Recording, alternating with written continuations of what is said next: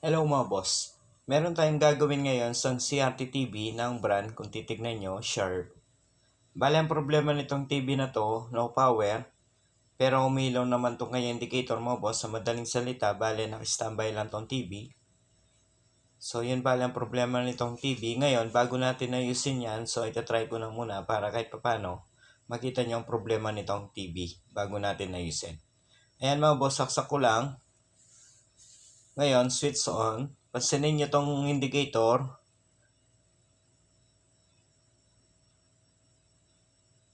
Ayan mga boss, kung napansin nyo, umilaw naman tong kanyang indicator, bale naka-standby tong TV.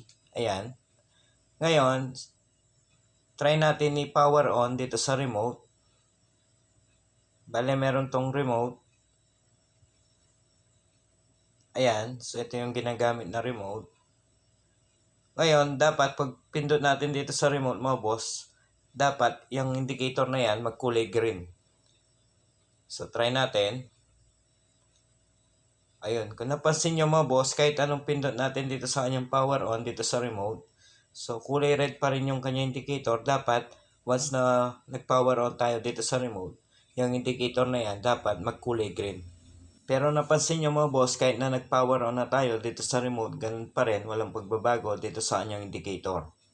So yan bali ang problema nitong TV, yan yung ayusin natin ngayon. Pero bago yan mga boss, sa mga bago pa lang dito sa ating channel, huwag sanang kalimutan mag-subscribe at pakipindot na rin notification bell para sa susunod na upload na gagawin natin, ma-notify kayo.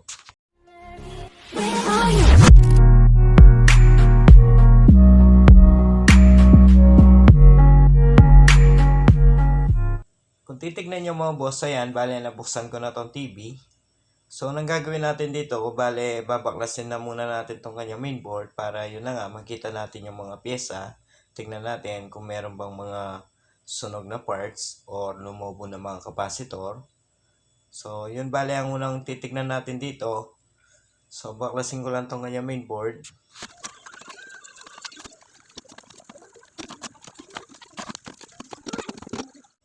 So ayan mga boss, base sa pag-check ko sa mga parts dito sa mainboard, okay naman yung mga capacitor. Ayan, wala naman tayong nakitang bloated or lumobo. Sa mga ibang parts naman mga boss, wala rin tayong nakikitang sunog or pumutok. Ayan, okay naman.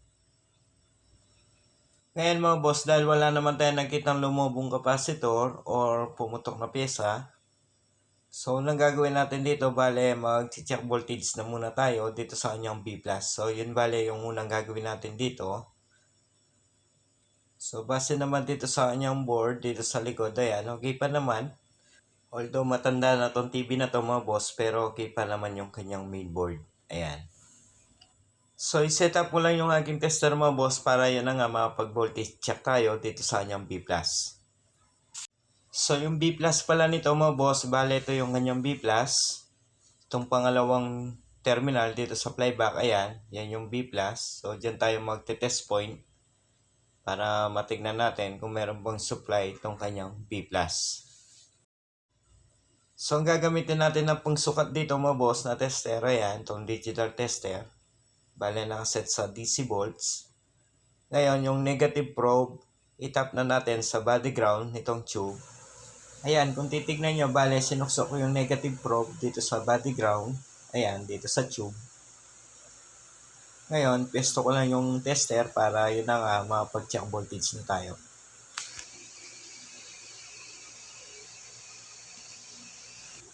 Ngayon mga boss, yung main switch nitong TV, so switch on na natin. Ayan, para isasaksak na lang natin yung power cord. So, saksak ko lang mga boss. Bale, naka-switch on na yung main switch. Ayan. Kung titignan nyo, ayan, umilaw na yung kanyang indicator. Ngayon, bago natin i-power on dito sa remote, ayan, bago natin i-power on dito sa remote, so iabang na natin tong positive probe dito sa B+. So, tingnan natin kung ilan ba yung masukat natin dito sa kanyang B+. So, power on ko na mga boss. Ayun, kung titignan nyo, 0 volts, so wala tayong nasukat dito sa kanyang B+.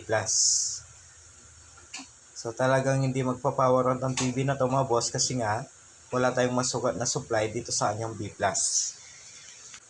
Ngayon, ang gagawin natin dahil wala tayong masukat na supply dito sa kanyang B+, bale ito yung kanyang B+, ayan. So kung iti-trace natin yan, susundan natin yung kanyang circuit, ayan. Bale dumaan siya ng resistor. Bale resistor yan mga boss. Ngayon, bale yang natin yung resistor na yan. Dito na tayo magang mga boss, hindi na dito sa mismong terminal na B+, dito sa playback kasi mahirap iyang yan. So kaya dito na lang tayo magang dyan sa resistor na yan. So iyang ko lang.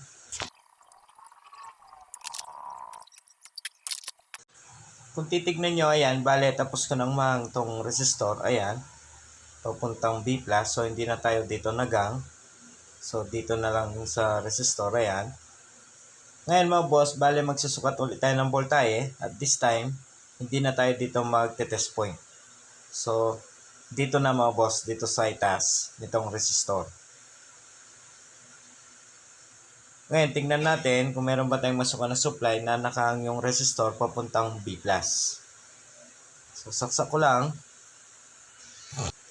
Ayan mga boss, bale nakasaksak na tong power cord nitong TV. Kung papansin niyo, umilaw na tong kanyang indicator, meaning nakasaksak na yung power cord. Ngayon, sukatin natin ulit tong kanyang B+. So, power on natin mga boss. Ayan, bale dyan na tayo mag-test point. So, power on ko na. Ayun mga boss, so 0 volts pa rin. Wala pa rin tayong masukat na voltahe. Galing dito sa resistor. Ayan, kung titignan nyo, 0 volts. So, nakita natin, although nakaang na yung resistor papuntang B+, so wala pa rin tayong nasukat na supply. Ayan, 0 volts. So, dahil wala tayong nasukat na supply dito sa kanyang B+, although nakaang na yung resistor. So, ang gagawin natin, so balik tayo dito sa kanyang power supply. Baka sa power supply ang problema nito mga boss. So itong kanyang mother capacitor, panigurado meron naman supply yan. Kasi umilaw naman yung indicator nitong TV. Bale ito yung kanyang mother capacitor. So panigurado meron supply yan. So ang gagawin na lang natin para madali na lang tayo, para hindi na lang umaba tong ating video. Bale ito troubleshoot ko na muna tong kanyang power supply mga boss. Panigurado nasa power supply ang problema nito. So, ganun na lang bale yung gagawin natin dito para madali na tayo. Sa mga boss, medyo marami tayong ginagawa ngayon, kaya medyo nagmamadali rin tayo. So, ganun na lang mga boss, bale ito troubleshoot ko na muna to. Ngayon, kapag nakita ko na yung problema, sasabihin ko na lang sa inyo yung naging problema nitong TV. So, i-post ko na muna tong video. So, ayan mga boss, bale okay na tong TV, bale nakita ko na yung problema.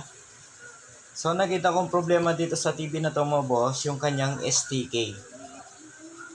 So, yun yung naging dahilan kung bakit ayaw mag-power on nitong TV. Kung titignan nyo mga boss, ito yung nakita natin ang problema dito sa TV na to. Ayan, yung STK na yan. Bali, ang number nito ay, ayan, STK73907-T. So, yan yung nakita natin na problema dito sa TV na to kung bakit ayaw mag-power on. So, itong STK na yan mga boss, bago ko nakita na yan ang problema, so marami na muna tayong chinak ng mga parts dito sa kanyang power supply, ganun din dito sa secondary, bago ko nauli yung STK na yan. So, bago ko nauli yung STK na yan ang problema mga boss, marami na muna akong chinek, sabi ko nga, ayan, yung mga transistor na yan, bale, chinek ko rin yan. Lahat ng parts dyan, bale na-check ko, pati na rin yung mga capacitor dyan. So, wala akong nakitang problema. Hanggang sa napadpad ako mga boss dito sa kanyang mother capacitor. So, ito yung kanyang mother capacitor. Bale, pinalitan ko rin pala itong kanyang mother capacitor. So, yung nilagay ko dyan mga boss, iba na. Bale, ito yung dati niyang capacitor. Ayan. Ang value ay 370 microfarad by 400 volts. So, pinalitan ko to mga boss kasi nga, ayan, kung titignan niyo yung positive terminal nitong capacitor, bloated na. So, parang may suminaw na. Hanggang sa pinalitan ko, so, pagkapalit ko, ganun pa rin, walang pagbabago mga boss. Hanggang sa nagpalit ako ng optocoupler. Bale, ito yung optocoupler na pinalitan ko. So, pagpalit ko dito sa kanyang optocoupler, ganun pa rin. So, ayaw pa rin mag-on itong TV. Hanggang sa isa-isa ko nang tinest yung mga parts dito sa primary. So, wala rin akong nakitang problema sa mga ibang parts dito sa primary. Hanggang sa nag-decide na ako na palitan na tong kanyang STK. Ayan. So, pagkapalit ko dito sa kanyang STK mo, boss, so, buti na lang meron tayong stock. So, pagkapalit ko dito sa kanyang STK, pag-try ko, ayun. So, itong mga capacitor na yan, mga boss, nagkaroon na ng supply 115 volts. Papunta na yan dito sa kanyang B+. So, once na nagkaroon ng supply mga filter capacitor na yan, matik mga boss, meron na rin supply itong kanyang B+. Hanggang sa, yun na nga mga boss, nag-on na itong TV. So, bali ito yung talagang nakita natin na problema mga boss, yung kanyang STK. So, hindi naman shorted yung STK na yan, kasi kung shorted yan, matik, putok na rin yung fuse nitong TV. Pero hindi naman pumutok yung kanyang fuse mga boss. Pati pala itong capacitor, bale pinalitan ko na rin kasi nga yan, kung titignan nyo, itong kanyang positive terminal, baka isa rin yan na naging dahilan kung bakit nasira itong kanyang STK, yung capacitor na yan. Kaya minabuti ko nang pinalitan na rin. Ngayon, dahil okay na itong TV, papakita ko sa inyo ngayon na nag-on na itong TV mga boss. So, ito pala yung pinalit kong STK. So, second hand lang yan. So, buti na lang meron akong stock. Kung hindi, panigurado, medyo tatagal pa rin to sa shop. So, ito palang STK na yan mga boss. So, yung nilagay ko, kung titignan natin yung serial number, so, hindi totally magkamukha, pero ganun pa man, okay lang. Ayan, kung titignan nyo yung STK na tinanggal natin dito sa TV, yung kanyang number ay 73907-T. So, yung nilagay natin ay 73909. So, papasinin natin yung bandang uli mga boss, hindi magkamuka. Tapos, yung isa meron T, yung nilagay natin, wala. Pero ganun pa man, same lang yan kasi napa-on ko na tong TV. So, kaya masasabi na natin na same lang yan. Ngayon mga boss, bale, itatry natin tong TV para kahit paano makita nyo na okay na talaga tong TV. So, ipwesto ko lang yung board para yun na nga matry na natin. Kung titignan nyo, ayan, bale, tapos ko na may balik yung main board. Ayan, bale, ito pala yung STK na pinalit natin. So, nilagyan ko na rin ng matching compound. So, ito naman yung may problema. So, hirap ko lang tong TV para matry na natin at para makita nyo na okay na tong TV. Ayan. Ngayon mga boss, saksak ko lang.